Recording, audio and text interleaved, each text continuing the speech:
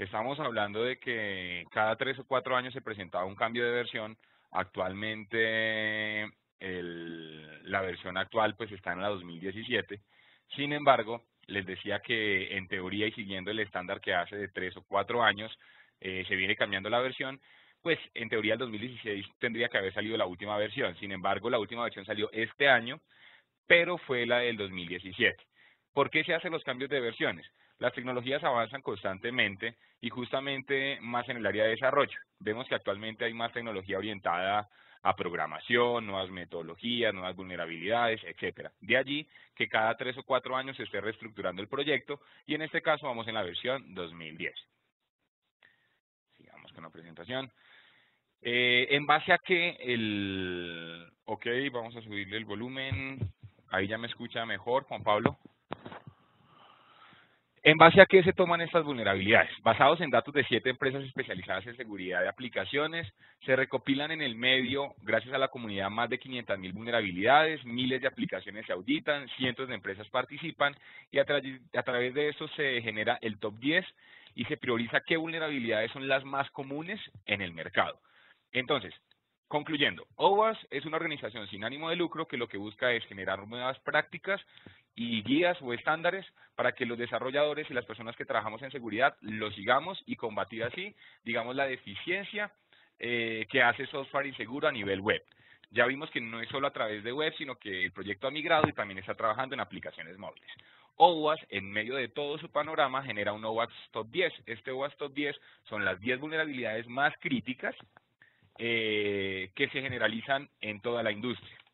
Actualmente lo que vamos a tratar puntual en esta charla es tratar sobre las primeras 3 vulnerabilidades del top 10 y vamos a generar una serie de webinars tocando todos los temas. ¿Qué diferencias hay del 2003 a la 2017?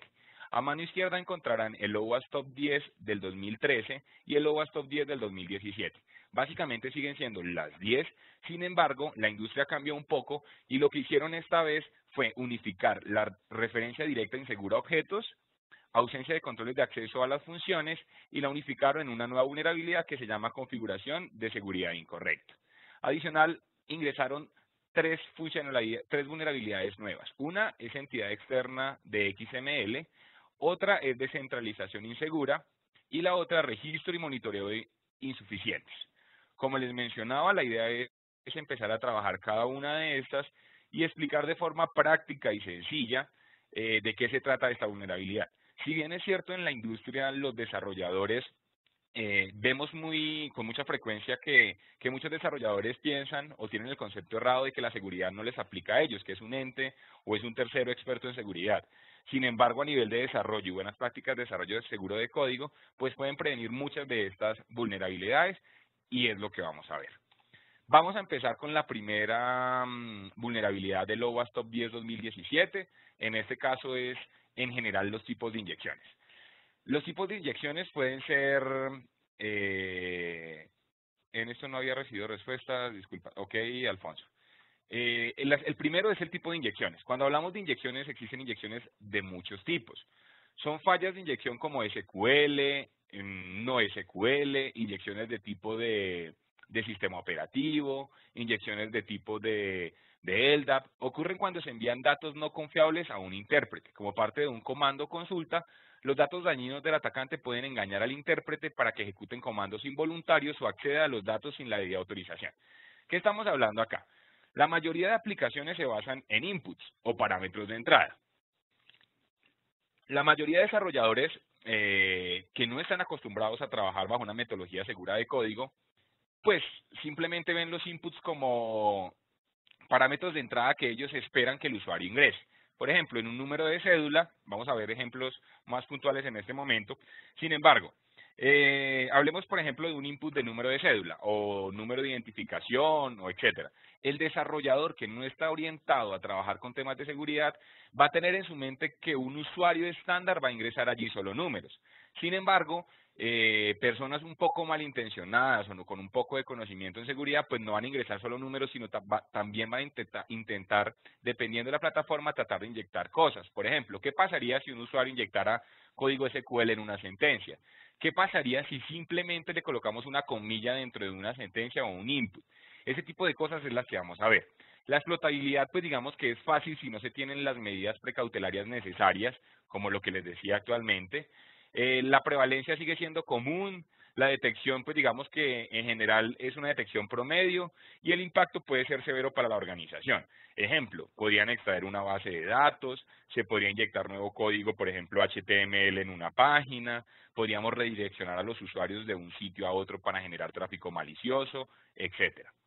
El vector de ataque, cuando hablamos de vector de ataque es como un delincuente o una persona malintencionada o un usuario, digamos, con conocimientos informáticos un poco avanzados, orientados hacia la forma delictiva, pues arma todo su panorama, todo su panorama y a través de esto, pues genera una ruta o un vector de ataque para lograr generar la explotabilidad de la vulnerabilidad. Primero, casi cualquier fuente de datos puede ser un vector de inyección, variables de entorno, parámetros, servicios web externos e internos y todo tipo de usuarios. Antes de esto, pues es de aclarar que el proyecto del OWASP Top 10 está público en Internet, lo pueden descargar en formato PDF, ya está en español, está en inglés. Entonces, primero se trabaja un agente o la persona sobre una aplicación específica en unos campos inyectables que pueden ser parámetros, variables de entorno, servicios web externos e internos, y todo tipo de usuarios en teoría podría generar un tipo de inyección. Estos defectos son muy comunes, particularmente en código heredado. Las vulnerabilidades de inyección se encuentran a menudo en consultas, como las mencionábamos, de tipo LDAP, SQL, de sistema operativo. Las personas que no están muy familiarizados con estos términos, tranquilos que ya vamos a ver un ejemplo práctico. Los errores de inyección son fáciles de descubrir al examinar el código y los escáneres o fuzzers ayudan a encontrarlos. Para los desarrolladores, pues una buena práctica siempre es pasar su código primero por una revisión manual, luego pasarlo por una revisión automática de código. El OWASP tiene dentro de su proyecto herramientas de análisis de código. Pueden ingresar a owasp.org y allí van a encontrar, pues digamos que, vamos a hacerlo en owasp.org. Y pueden ver la página principal del proyecto.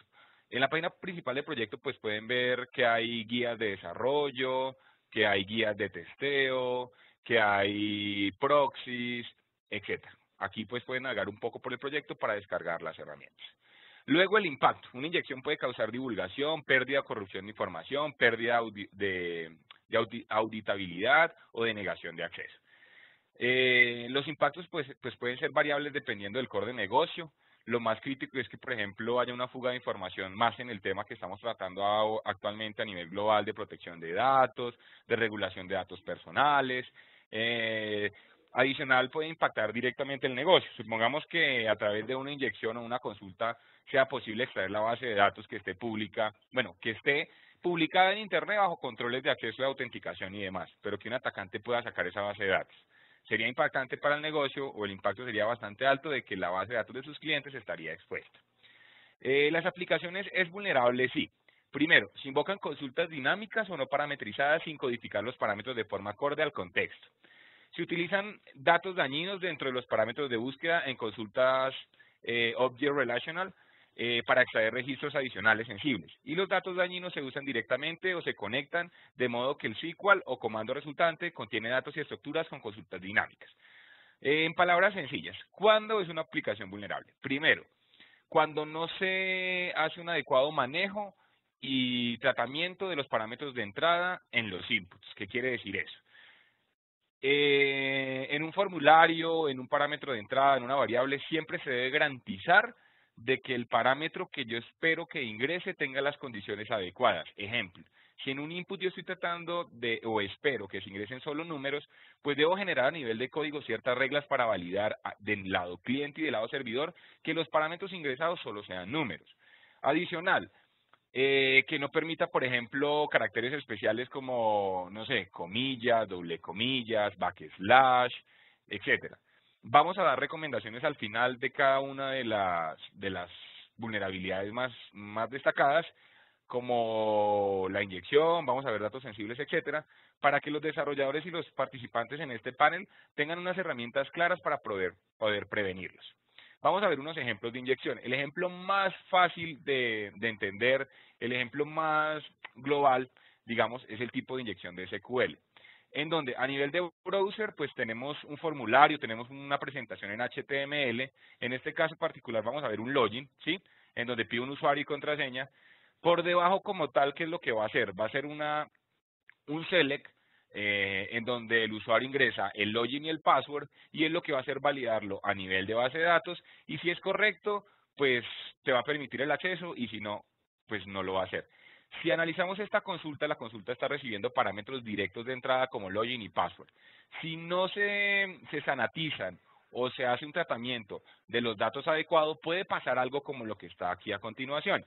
Si, por ejemplo, el usuario en el login o en el password colocara una sentencia de este tipo, comilla or 1 igual 1, guión guión, pues el insert o el acceso como tal, dada la sentencia que está configurada, pues va a recibir el parámetro exacto. Lo que va a hacer es que la comilla va a comentar y va a generar una sentencia true. El retorno va a ser que es correcto esa sentencia y nos va a garantizar el acceso. Vamos a ver un ejemplo práctico como para que no se quede solo en teoría.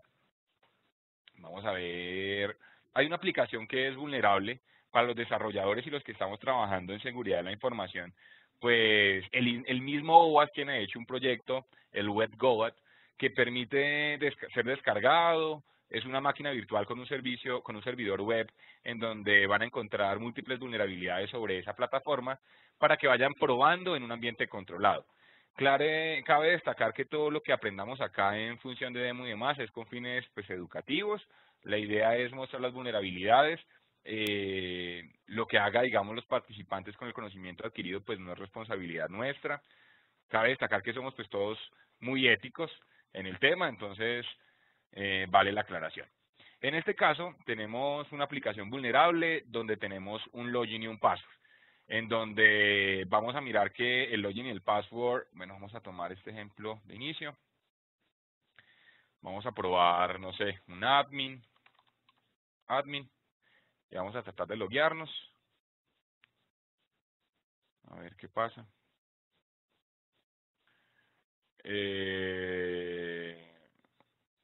Bueno, primero debemos loguearnos en la aplicación. Y ahora sí vamos a entrar. Les recomiendo este ambiente de testing. Es interesante para los que están trabajando o están iniciando en el proceso de desarrollo seguro y análisis de vulnerabilidades. Listo, ahora sí. Entonces vamos a tratar de ingresar una contraseña. No sé cuál será. Sin embargo, al ingresar cualquier contraseña o cualquier usuario, pues vamos a ver que por debajo pues va a ser una validación y nos va a decir que las credenciales son erradas. Analicemos un poco el código. Vamos a ver el código de esa aplicación por debajo. Acá está. Si vemos el código de la aplicación, pues viene toda la parte de HTML y en esta parte vamos a ver la secuencia de login. Si vemos esta secuencia de login, es muy parecida, si no diría que igual a la presentación que hicimos actualmente, en donde tenemos una sentencia directa que recibe sin ningún parámetro de filtrado el usuario y la contraseña. A ver acá, usuario y contraseña. Analizando un poco el código, pues vamos a encontrar la sentencia. Ahora, entendiendo esto, ¿qué pasa si seguimos la recomendación de la guía, de la presentación que le estaba mostrando? ¿Y qué pasa si hacemos esta inserción? Independientemente del usuario que tengamos, vamos a hacer la inserción de comilla or 1 guión guión para comentar la sentencia y generar una respuesta válida. Vamos a hacerlo aquí, por ejemplo, y le damos login. Automáticamente lo que estamos haciendo es, a nivel de código, le estamos ingresando, vamos a dejarlo acá, estaríamos ingresando esta sentencia en los inputs de la sentencia. Y lo que vamos a hacer es comentar y generar una respuesta acertada. Por lo que or 1 igual a 1, pues va a ser un 1 y lo va a tomar como un true y nos va a permitir el acceso a la aplicación. Welcome new y your secret y nos va a dar la respuesta. Es un ejemplo bastante básico, sin embargo suele estar todavía presente en muchas aplicaciones en Internet. Digamos que los ejemplos que vemos acá realmente no es que nos los inventemos, sino que están basados en el OWASP y si está en el OWASP Top 10 es porque está pasando actualmente en la industria y lo estamos viviendo. No solo hay tipos de inyecciones SQL, veíamos que también hay inyecciones de tipo de comandos, de sistema operativo, de LDAP. Entonces vamos a tomar un ejemplo, sigamos con el ejemplo de SQL y vamos a ver un ejemplo, por ejemplo, de inyección de comandos. Vamos a mirar un tema de inyección de comandos de sistema operativo.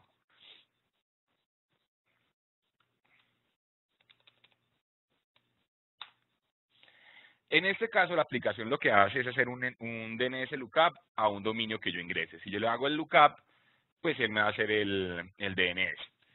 Si nos ponemos a pensar un poco cómo funciona esto por debajo, es probable que lo que yo ingrese acá se esté pegando en una consola, en un CMD, en un shell, etcétera, y se esté ejecutando. Entonces, vamos a analizar antes del ejemplo, vamos a analizar el código de esta aplicación. Vemos que esta es Command ID, vamos a mostrar un poco el código de la aplicación. Por acá está. Vamos a ver el HTML. Vamos a ver acá el server script name y acá. Target y vamos a buscar un selector acá. Si vemos, él recibe como tal el target y lo está introduciendo dentro de una sentencia que sería una ejecución de comandos.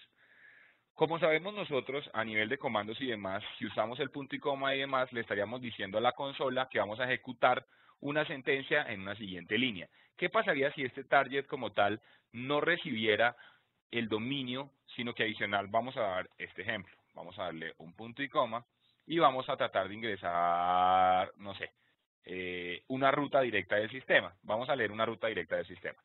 ¿Qué pasaría si yo le coloco punto y coma cat y vamos a traer este directorio y lo doy lookup?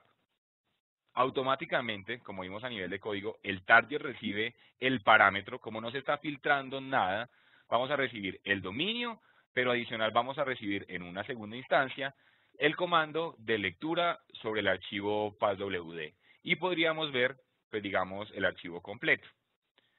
Lo podríamos hacer con cualquier comando de Windows, de Linux, etcétera, si la vulnerabilidad está presente. Por ejemplo, cuando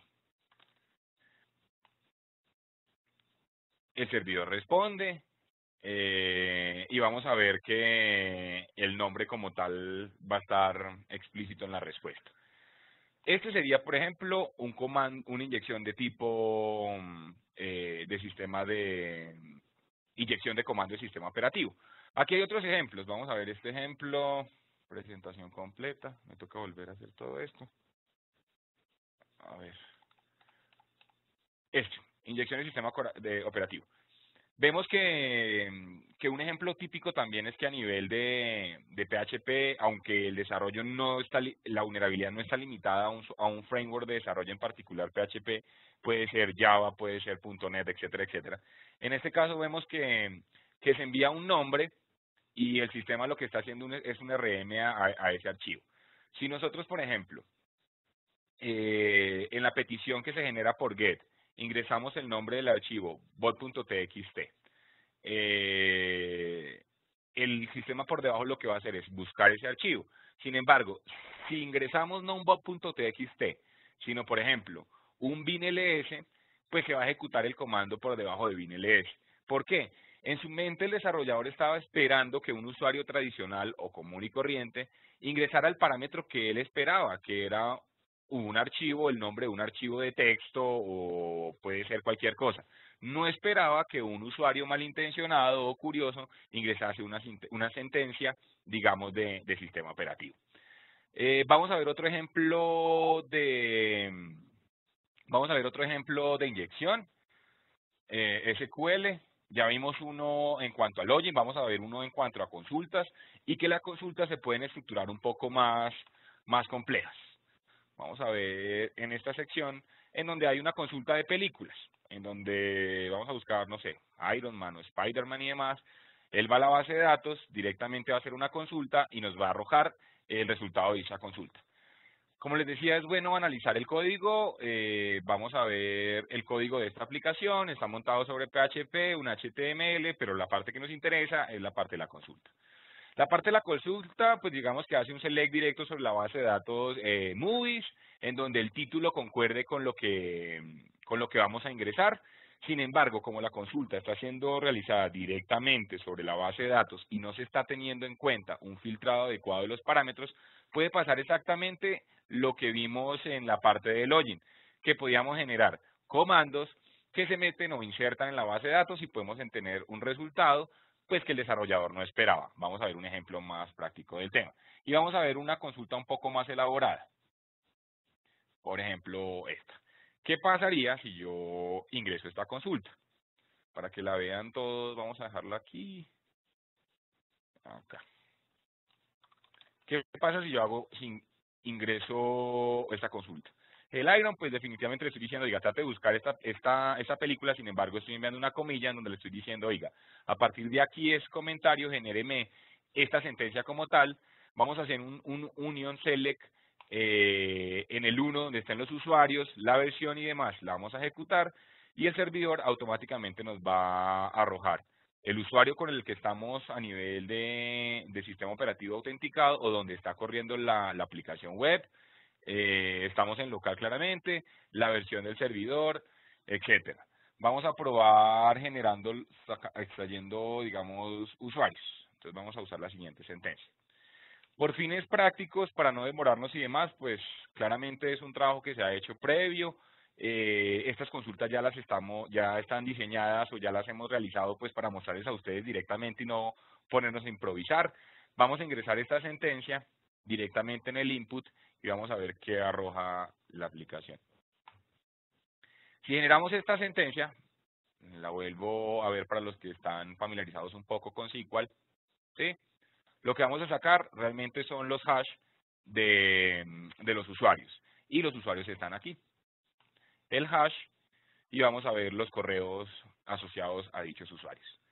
Hasta este punto, lo que hemos visto es, principalmente, que a nivel de código no se está teniendo en cuenta que un usuario malintencionado puede ingresar variables o datos que no están sanitizados y pudiésemos ingresar cualquier tipo, puede ser en este caso SQL o como lo vimos a nivel de comando, una ejecución de comando o sistema operativo.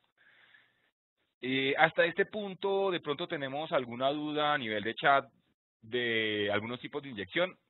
Podemos generar también inyecciones HTML, podemos generar también inyecciones de tipo LDAP. Sin embargo, esto es lo que vamos a ver más con más presencia a nivel de la industria. Es interesante que hagan el ejercicio con sus desarrollos, con sus aplicaciones. Traten de inyectar un poco secuencias SQL para ver si sus desarrollos están validando adecuadamente esos parámetros de entrada. Hasta este punto, ¿hay algunas preguntas? Me gustaría saber a nivel del chat. ¿Todos me escuchan? Espero que no sea problema de audio.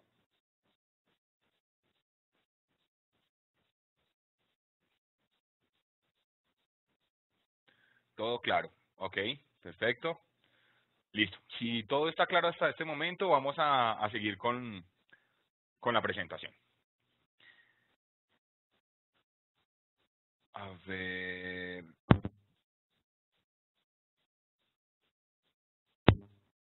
Listo. Sigamos con la presentación. Aquí hay otros ejemplos de inyección de sistema operativo. Vemos que a nivel de post se envía un parámetro, una petición hacia el servidor, donde la variable doc se le está enviando vamos a leer un documento dentro de nuestro servidor. Se espera de que en el servidor exista el documento doc1.pdf, se envía a través de una petición POST. Sin embargo, el desarrollador en este momento no está haciendo una validación adecuada y un atacante, una persona malintencionada, podría generar este tipo de sentencias, como la que estamos viendo aquí abajo, en donde lo que vamos a hacer es enlistar todo lo que hay en C. Y el resultado, pues efectivamente se ejecuta a nivel de CMD el parámetro que envié, porque no estoy haciendo solamente una lectura de un archivo, sino que está ejecutando toda la sentencia que le envié y vamos a ver a nivel de console, bueno, a nivel de browser, pues todo el listado de documentos o archivos que tenemos en disco C. Un ejemplo de inyección de tipo LDAP, digamos que las inyecciones de tipo LDAP pues son comunes, sin embargo, generalmente, acá hay una pregunta, ¿se puede hacer un ejemplo con Java? Digamos que por la dinámica de la charla tenemos ya unos ejemplos preestablecidos, sin embargo, te invito a que veas el OWASP. En el Security Testing, digamos que la ventaja es que tienes muchos ejemplos por diferentes lenguajes, entonces va a ser de utilidad para ti, Juan, el tema. Lo importante es que entiendan un poco el concepto. No sé si Giovanni pregunta eso. En las enseñanzas de desarrollo siempre se deben validar entradas antes de ejecutarlas. Efectivamente, nosotros ya vamos a ver las recomendaciones para evitar este tipo de inyecciones, pero dándole respuesta al señor Juan Pablo Peña, pues efectivamente el OWASP pues, es multilenguaje, lo que yo les decía. Si entran como tal al security, a la guía de seguridad o de testing de aplicaciones, van a ver muchos ejemplos de inyecciones. Java pues no es una excepción, ¿sí? .NET tampoco. De hecho, también se pueden ver casos particulares como en Python, etcétera, etcétera. A nivel de LDAP les decía que las inyecciones también se presentan, no son tan comunes, ya que es poco común que un usuario se autentique a través de LDAP, digamos, estando en Internet. Sin embargo, sí que se dan los casos, y hay que tener presente que también existen, cuando hablamos de un intruso o cuando hablamos de un delincuente informático, etcétera, no lo estamos asociando solo a una persona que está detrás de un computador en Internet, sino que también hay riesgos inherentes dentro de la organización. Entonces, este tipo de inyecciones se puede dar comúnmente dentro de las organizaciones, sin embargo, en aplicaciones que estén expuestas, que se autentiquen a nivel de LDAP. Vamos a ver, por ejemplo, ya dando un poco la respuesta de cómo se previenen, pues uno es hacer un uso de API segura que provea una interfaz parametrizada. Otro, si no es posible utilizar una API segura, codificar los caracteres especiales usando la sintaxis de escape específica del intérprete. Si es posible utilizar una lista blanca para variar las entradas permitidas. ¿Qué es generar una lista blanca? Aquí hay que tener mucho cuidado. Muchas veces nos hemos encontrado en la industria que los desarrolladores le decimos, oye, a nivel de un input, previene que no se pueda ingresar, por ejemplo, el backslash o la palabra script o el punto y coma. Entonces, simplemente crean una lista blanca con esas palabras tal cual. Sin embargo, es de entender que el browser puede interpretar otro tipo de codificaciones, por ejemplo, un base 64, puede interpretar, por ejemplo, un URL. Vamos a un ejemplo sencillo para que veamos un ejemplo práctico. Por ejemplo, si mi password es password, no sé. Mejor, vamos a generar para que lo vean. Si yo le digo a un desarrollador que preveamos que no vamos a... que alguien esté tratando de ingresar un script, por ejemplo, un alert, en un campo, ¿sí? Este sería el parámetro. No es, una de las recomendaciones sería que el input, el cual está recibiendo ese parámetro, pues no permita caracteres especiales. Entonces, básicamente lo que el desarrollador haría en caso normal típico de la industria es coger este script, pegarlo en una lista blanca o pegar la comilla o el paréntesis y demás. Pero, ¿qué pasa si nosotros o un usuario malintencionado, un delincuente codifica eso en URL? Si vemos, esto que está acá es exactamente esta sentencia, bueno, esta línea, pero codificada en URL. El browser lo va a interpretar y automáticamente se saltaría esa protección que el desarrollador muy ingenuamente implementó como lista blanca. Digamos que también evitó usar el porcentaje, pero existen muchos métodos de codificación. Por ejemplo, vamos a codificarlo en base 64, no sé, encode en base 64. Entonces ya vemos que esto que está aquí ya no tiene un porcentaje, pero efectivamente representa en codificación base 64 exactamente lo que está aquí y el browser lo va a interpretar. Por eso se usan, digamos, un momento. Ok, sí, acá me hacen una corrección, tienen toda la razón. Estamos hablando de listas negras, ¿sí? En donde tenemos unas listas negras que restringe el uso de. La recomendación es crear listas blancas que se permita el uso, o sea, que permita ciertos caracteres y bloquee los que estamos en lista. Pero aún así en las listas negras el desarrollador debe tener en cuenta, digamos, este tipo de situaciones. Retornando un poco a la presentación, entonces veamos que las listas blancas, parametrizar los estados de ingreso. Veíamos que también podían causar algún tipo de denegación, el tipo de inyecciones. Una inyección, digamos, que es muy sencilla de explotar y que aparentemente no tiene mucha relevancia, es limitar el tamaño de los inputs. ¿Qué pasa si en un input el desarrollador olvida colocarle un límite de caracteres ingresado o coloca un límite muy alto? Un delincuente, una persona, digamos, malintencionada, podría copiar la Biblia completa y pegarla en ese input. Al hacer el envío hacia el servidor, pues procesar esa cantidad de información pues va a tomar un tiempo de procesamiento. Si lo hacemos múltiples veces, podríamos causar una denegación de servicio. ¿Hasta aquí alguna pregunta sobre las recomendaciones de cómo tratar de prevenir un poco ese tipo de inyecciones? Cabe destacar también, la inyección se puede hacer, o sea, se debe prevenir por buena práctica del lado cliente y del lado servidor. Muchos de los desarrolladores lo que hacen es, a través de un JavaScript o a nivel de cliente, limitan, o a nivel de HTML, este tipo de ingresos. Sin embargo, un atacante podría capturar la petición con un proxy, modificarla en el camino y a través de allí enviarla hacia el servidor. Por ende, se deben hacer las validaciones del lado cliente y del lado servidor. ¿Alguna duda hasta este momento?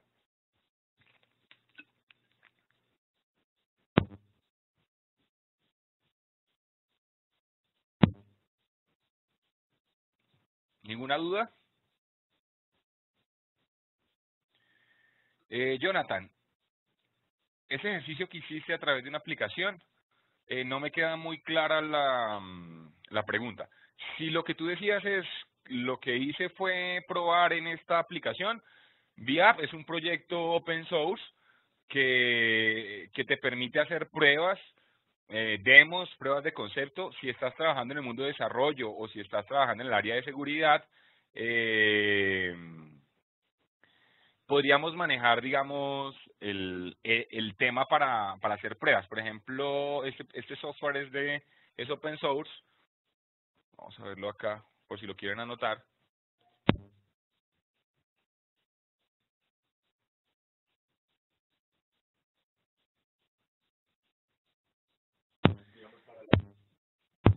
Dando respuesta a Pablo y ya le damos respuesta a Diana. Esta es la solución esta es la solución que usamos para hacer la prueba de concepto.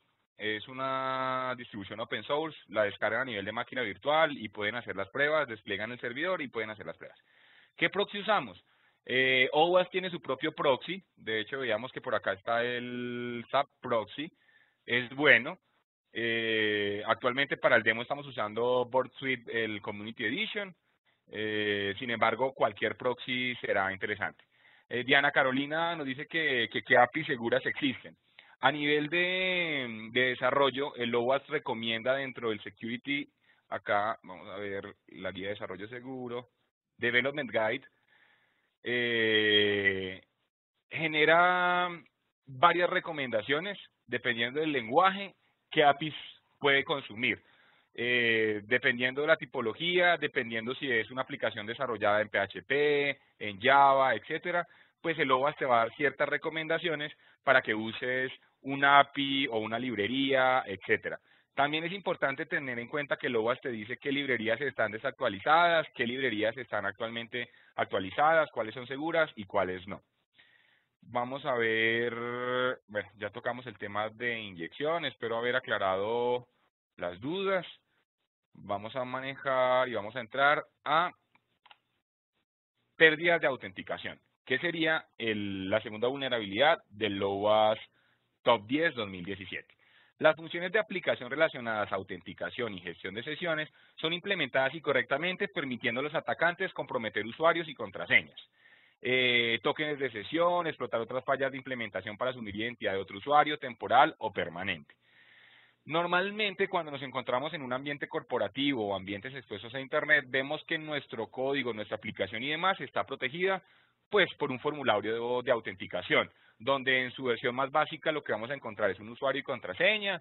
En unos modelos más elaborados vamos a ver factores más complejos como doble autenticación, a través de token, mensajes de texto, etcétera. Sin embargo, es muy común siempre encontrar este tipo de cosas. Cuando veamos el vector de ataque, volvemos al mismo tema, siempre va a haber un atacante, un agente, una debilidad que explotar y el impacto. Los atacantes tienen acceso a millones de combinaciones de pares de usuario y contraseñas conocidas, debido a fugas de información. Actualmente vemos que en general están pasando fugas de información constantes, y es normal ver en noticias que hackearon Netflix, que hackearon Microsoft, que hackearon Sony, y estas contraseñas pues están siendo expuestas, vendidas o publicadas. De allí digamos que los usuarios por lo general tienen una misma contraseña para todo, existen políticas seguras de contraseña, pero pues digamos que este no es el caso particular. Los atacantes en primera instancia tienen acceso a estos formularios donde pueden intentar múltiples combinaciones si no existen unos parámetros seguros de programación que ya los vamos a ver más adelante. La debilidad. Los errores de pérdida de autenticación son comunes debido al diseño y la implementación de la mayoría de los controles de acceso.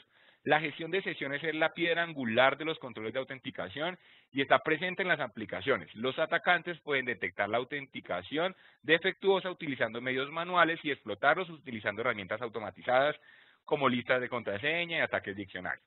Ya vamos a ver un tipo de ejemplo, digamos, ataque diccionario, que es un ataque fuerza bruta, que es un ataque tipo diccionario.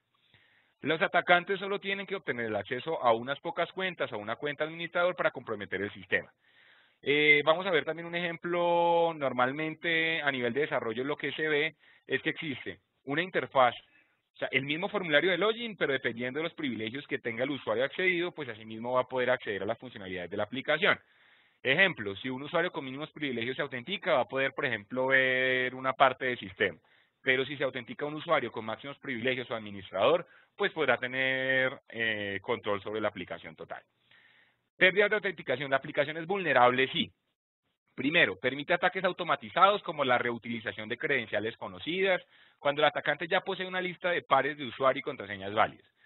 En este punto, ejemplos, que el formulario de autenticación no controle una política de contraseña segura, un mínimo de caracteres, caracteres especiales, números, etcétera. Y que el usuario pueda establecer contraseñas como password, 12345, etcétera, etcétera. Permite ataques de fuerza bruta o ataques automatizados. La mayoría de formularios que no cuentan con un mecanismo antiautomatización, pues el usuario malintencionado va a poder intentar hacer ataques colocando múltiples usuarios, múltiples contraseñas y tratar de adivinar. Existen controles para eso, vamos a verlo más adelante, sin embargo en este punto es bueno tocar, por ejemplo, un mecanismo para evitar la antiautomatización o ataques de fuerza bruta y demás, es primero generar políticas de reCAPTCHA en donde después de X intentos fallidos se implemente un reCAPTCHA o un CAPTCHA en donde le pida un reto al usuario para evitar scripts o ataques, digamos, automatizados. Hay un tema controversial que siempre genera algunos divergencias, digo yo, y es que muchos usuarios dicen, ¿es bueno o no es bueno bloquear un usuario que está intentando hacer fuerza bruta? Si bloqueamos un usuario, depende del análisis de riesgo y del impacto del negocio. ¿Qué pasaría si un banco, por ejemplo, bloquease el usuario y un atacante tuviese una lista de usuarios válidos? Podría causar una denegación de servicio a la gran mayoría de usuarios del banco, ya que generó una autenticación errada varias veces, el banco detecta de que está haciendo un ataque y empieza a bloquear usuarios. Podría generar una denegación de servicio. Otros dicen, ¿qué pasa si mejor le bloqueo la IP? ¿Sí? Sin embargo, miremos que si, por ejemplo, somos un proveedor de videojuegos y nuestra plataforma está instalada en un café, un internet o una sala de juegos donde hay 150 equipos saliendo por una misma IP, pues si bloqueamos esa IP vamos a bloquear todos los equipos internos. Ese tipo de soluciones viene acompañada de un análisis de riesgo y de seguridad propia de las funciones y el core del negocio. Bueno, otro es, permite contraseñas por defecto débiles o conocidas, como contraseña 1, admin, password 1, lo habíamos mencionado en el punto anterior. Posee procesos débiles o inefectivos en el proceso de recuperación de credenciales, como respuestas basadas en el conocimiento, las cuales se pueden implementar de forma segura.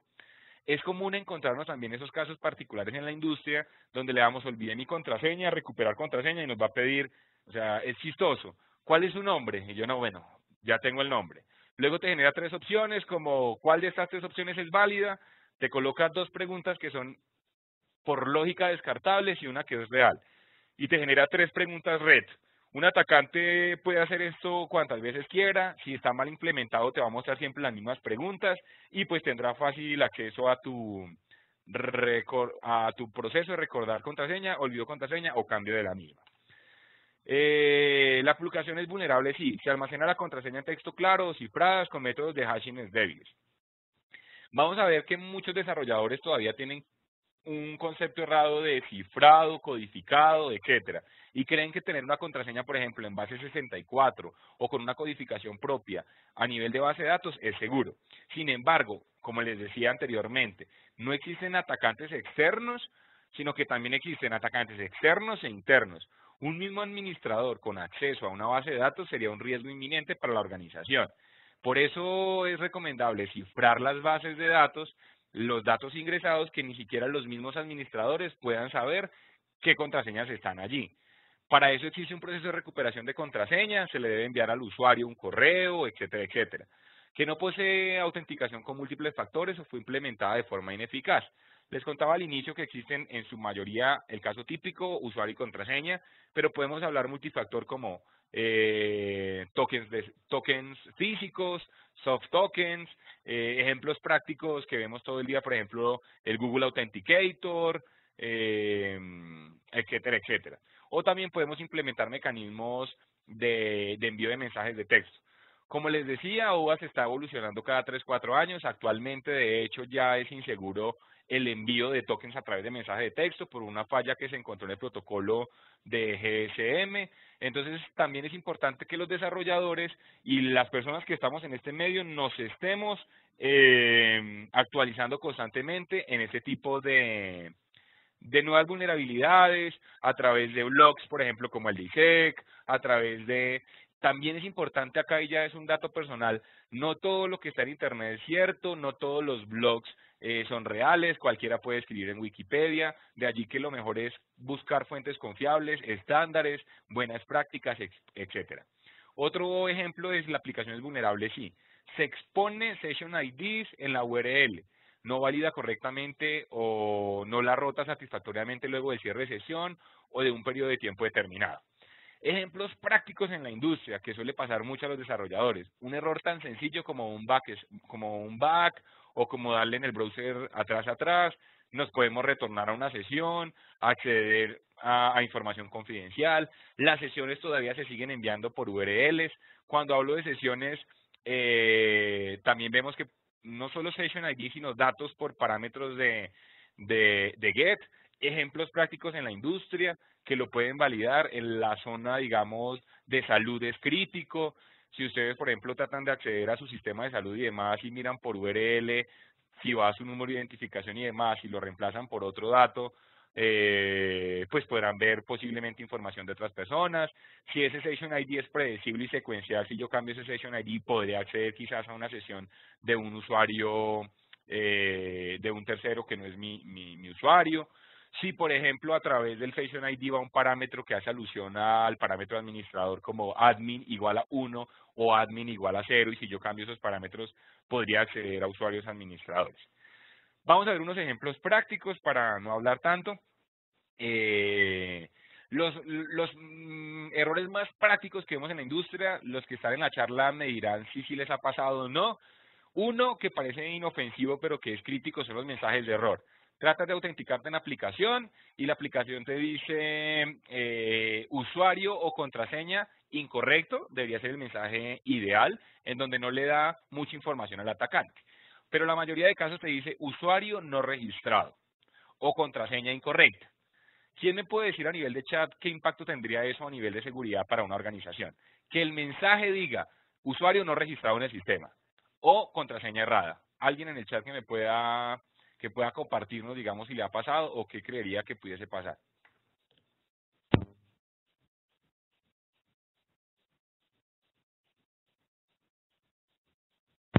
¿Alguien? ¿Les ha pasado? ¿Lo han visto? ¿Se revela si un usuario existe? Correcto, Carlos. ¿Y qué pasa si un usuario existe?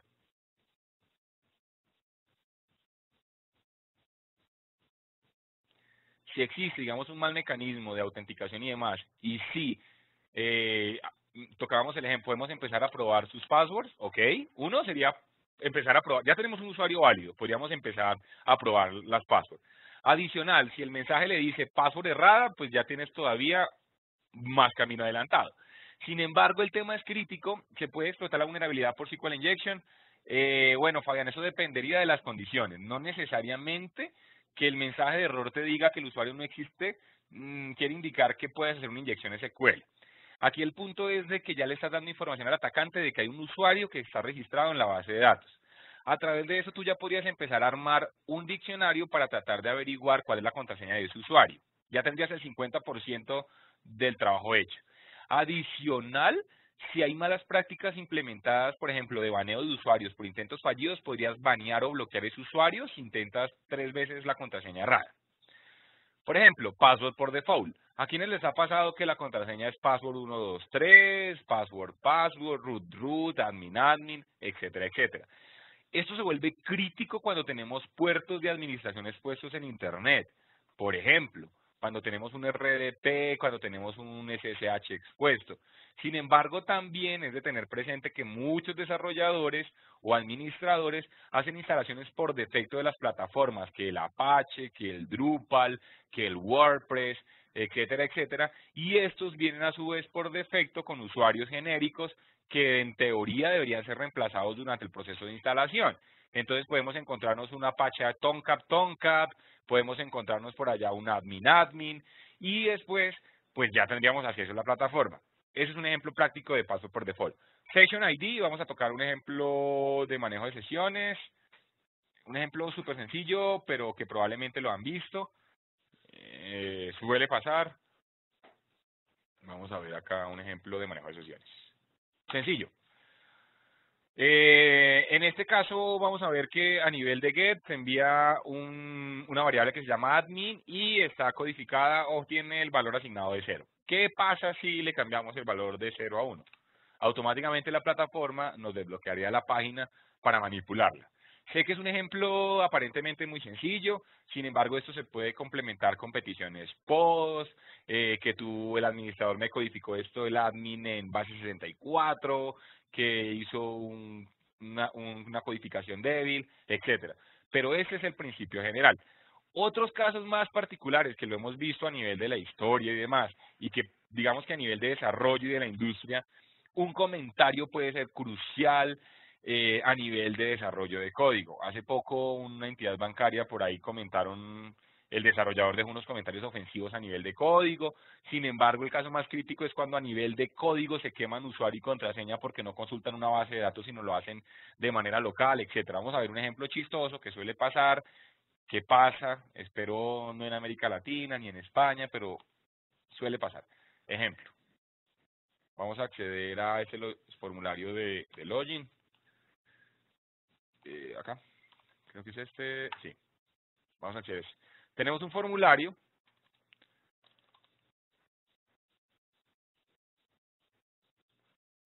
Vamos a ver que en el formulario pues no sé cuál será el usuario y la contraseña. Sin embargo, vamos a ver un poco de ver código fuente de la página. Y vamos a ver por acá donde vamos a encontrar el form.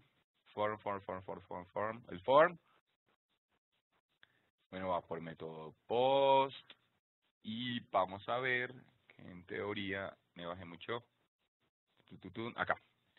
Login, y vamos a ver que está asociado a Tony Stark. Probemos. Entonces, login, Tony Stark. Contraseña cualquiera. No, Tony Stark. Y vamos a ver que a nivel de password está I am Iron Man. Y vamos a colocar I am Iron Man y successful login.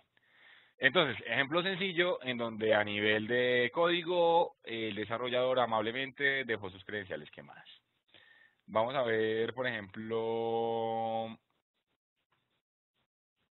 acá este es un ejemplo práctico, vamos a ver otro, ataque diccionario con contraseñas fijas.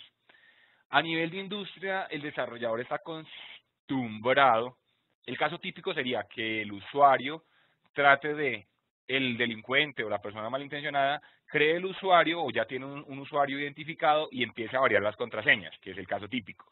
Y entonces, dependiendo de las contraseñas cerradas o los intentos fallidos, el desarrollador va a generar una acción de contingencia. Sin embargo, hay un ataque que es poco usual, pero se implementa ese ataque diccionario con contraseña variable.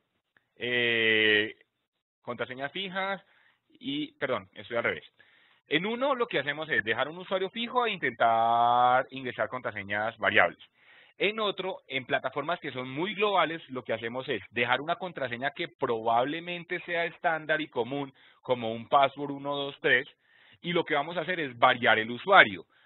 De esta forma estaríamos burlando el modo de pensar de muchos desarrolladores en donde lo que hace es asociar el usuario a la contraseña. En este caso vamos a dejar una contraseña password 123 y vamos a generar una lista de usuarios que posiblemente estén registrados. En este caso, digamos que usuarios comunes, pues es fácil de crearlos, en donde tomamos combinaciones como nombre y apellido, primer letra del nombre, apellido. A nivel organizacional es muy común esto, RJ Oliveros, J Arias, P Rodríguez, etcétera, etcétera. Hasta este punto, ¿alguien quiere aportar algo? ¿Les ha pasado? ¿Tienen alguna duda en particular? ¿O claro el tema?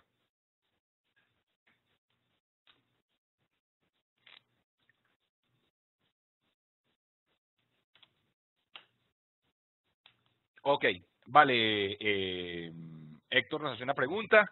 ¿Cómo protege las credenciales de acceso en tránsito si el atacante utiliza un proxy para detener la trama y modificarla?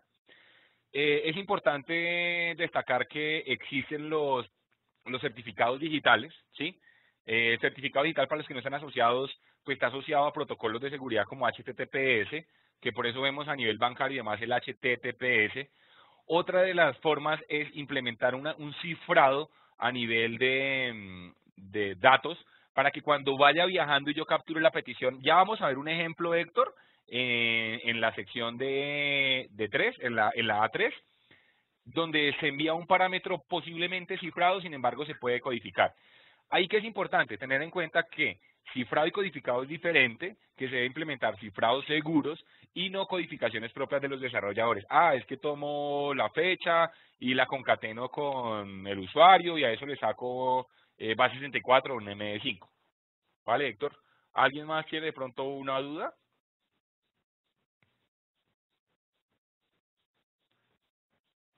Complementando, Héctor, proxies hay varios. OWASP tiene uno, que hablamos del SAP, o Board Sweep, o Paros, o cualquiera. Creo que no hay más dudas hasta el momento. Hasta ahora no van más preguntas. Ok, perfecto. Proseguimos entonces. Luego de esto vamos a tocar cómo se previene. Entonces, implemente autenticación multifactor para evitar ataques automatizados. Ya hablábamos un poco de implementar reCAPTCHA, CAPTCHA, etcétera, para evitar fuerza bruta o reuso de credenciales. Si la petición es HTTP ya segura, no. Jefferson, HTTPS te garantiza de que la información que va de punto a punto va cifrada.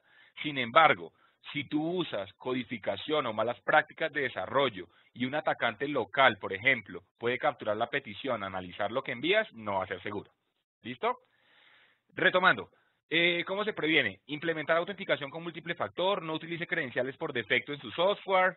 Ya les decía, por ejemplo, que a nivel de WordPress, Joomla, Apache, etcétera, evitar las credenciales por defecto, instalaciones por defecto, implementar controles contra contraseñas débiles, por ejemplo, exigir al usuario que tenga unas características mínimas de contraseña segura, cierta longitud, ciertos caracteres, etcétera.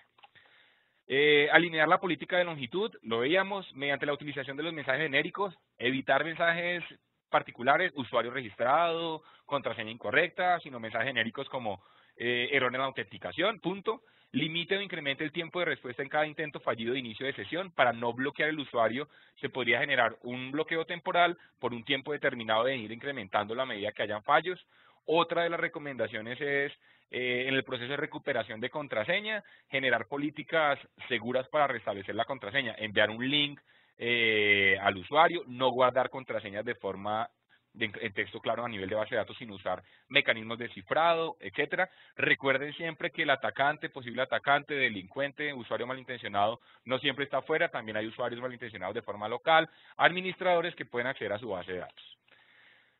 Hasta este punto tocaríamos ya el tema de fugas perdón, el tema de autenticación y vamos a entrar al top 10, al top 3, en donde se hace exposición de datos sensibles. Y más que actualmente, como les decía, están tocando a nivel mundial el tema de protección de datos, el tema de manejo de datos personales y demás. Entró dentro del top 10 de LOAS justamente porque es fácil de explotar, existe en muchas aplicaciones web y APIs no protegen adecuadamente los datos sensibles. Hablamos de datos sensibles acorde al core de negocio, pueden ser tarjetas de crédito, pines, contraseñas, información financiera, información de salud, datos donde puedan relacionar a una persona a través de su correo, dirección o nombre. Los atacantes pueden robar o modificar estos datos protegidos inadecuadamente para llevar a cabo fraudes con tarjetas de crédito, robos de identidad u otros delitos. Ese como tal es la descripción del top 3 de OWASP. ¿Cuál sería, digamos, el vector de ataque? En lugar de atacar la criptografía, los atacantes roban claves, ejecutan ataques hombre en el medio, roban datos en texto plano del servidor, en tránsito o desde el cliente, que requiere un ataque manual, pero pueden utilizar bases de datos con los hash que han sido hechas públicas para obtener las contraseñas originales. En ese punto, pues digamos que a nivel de industria vamos a ver muchos casos. Ya tocamos algunos casos, por ejemplo, donde a través de GET se envía el ID y demás.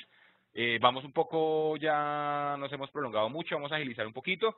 El vector de ataque es eso, tratar de extraer información sensible. La aplicación es vulnerable, sí. Lo primero es determinar las necesidades de protección de los datos en tránsito y almacenamiento. Es el desarrollador, la compañía de core de negocio debe determinar cuáles son sus datos críticos y cuáles debe proteger.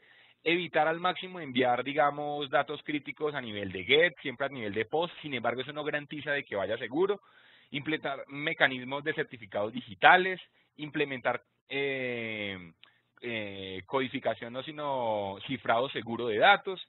Ejemplo, por ejemplo, perdón la palabra, cuando vamos, por ejemplo, datos por HTTP o por mecanismos que no son seguros o que no van cifrados como por Telnet, FTP, evitar usuarios genéricos en FTP como Anonymous, se utilizan algoritmos criptográficos obsoletos como el MD5, el SHA-1, base 64, evitar ese tipo de codificaciones.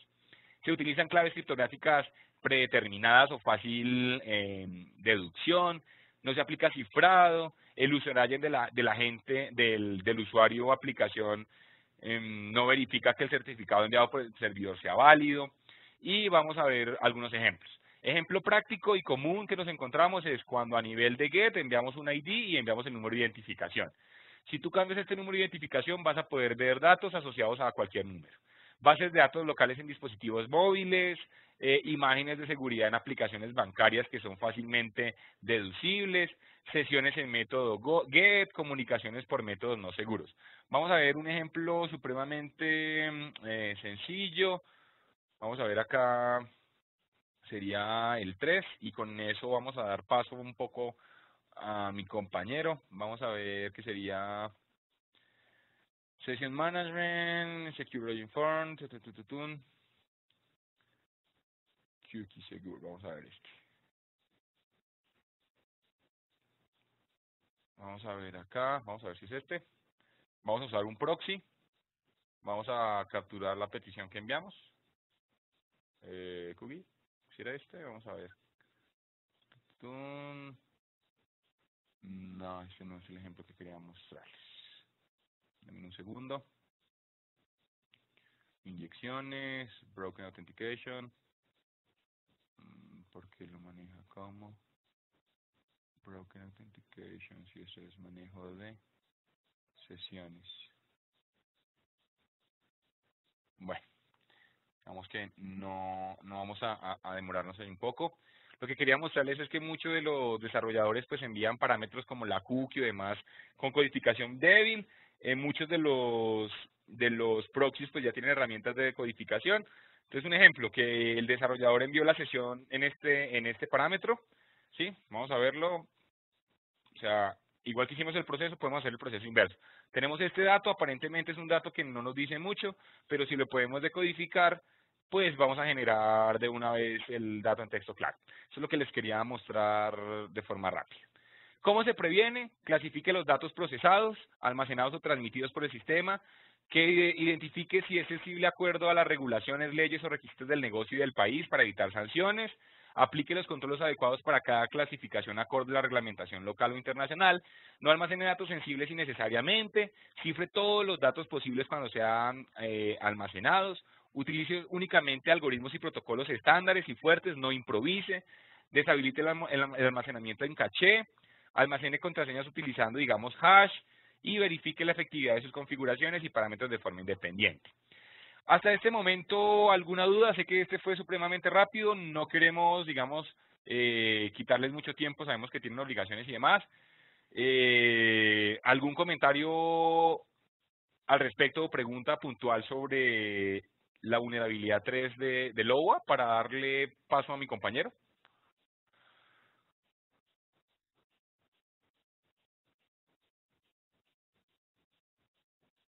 Ningún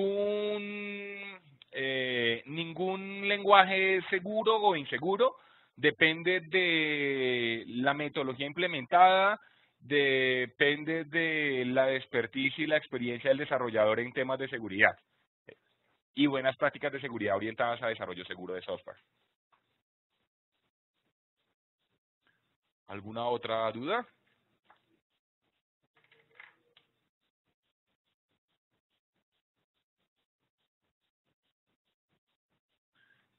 ¿Alguna duda? ¿Comentario?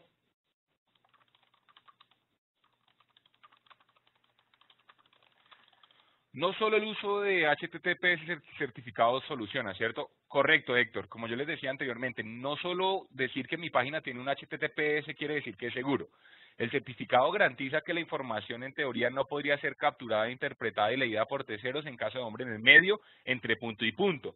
Sin embargo, si no existen buenas prácticas de desarrollo de software, es probable que todas estas vulnerabilidades que hemos mencionado se presenten en el sitio. Inyecciones, fugas de información. Si tú miras ejemplo práctico y directo, un error de autenticación no va asociada con el certificado. ¿Listo?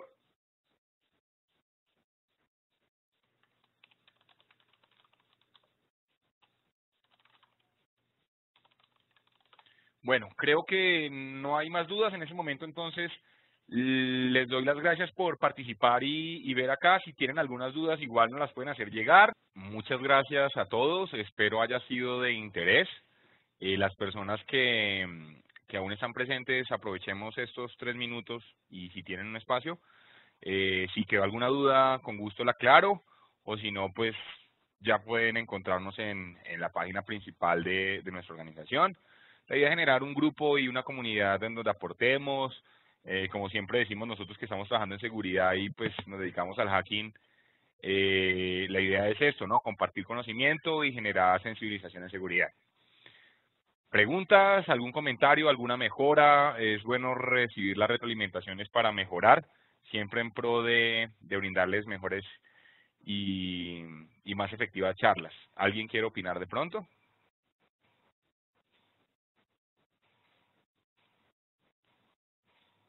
Bueno, si vemos que ya nadie todo súper claro, entonces, de nuevo, gracias y espero nos podamos ver en una próxima charla.